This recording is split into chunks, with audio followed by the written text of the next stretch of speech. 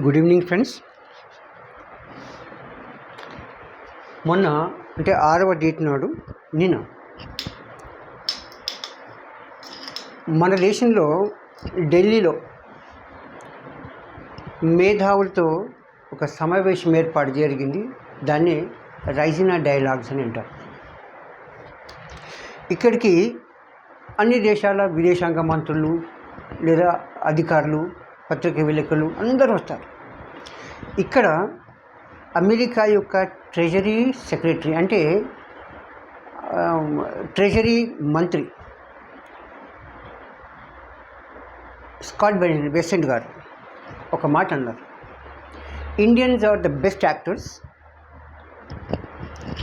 They are best actors because when we ask them to stop buying Russian oil they start. And when we gave a waiver for 1 month, they started buying. అంటే మేము Russia నుంచి crude ఆయిల్ను కొనొద్దు అంటే ఆపేశారు.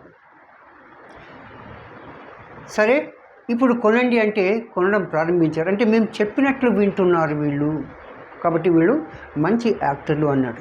ఇంతకంటే పెద్ద అవమానము ఒక ప్రభుత్వానికి ఇంకేం కావాలండి?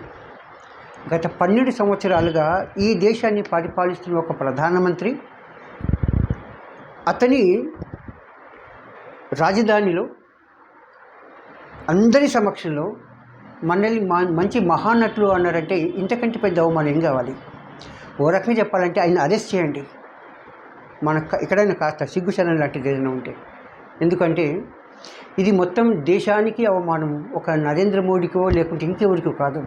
ఎందుకంటే వాళ్ళు అన్నది Indians are the best actors అని అన్నారు. ఊహించండి. మీ అభిప్రాయం ఏంటో తెలియండి ఫ్రెండ్. Thank you.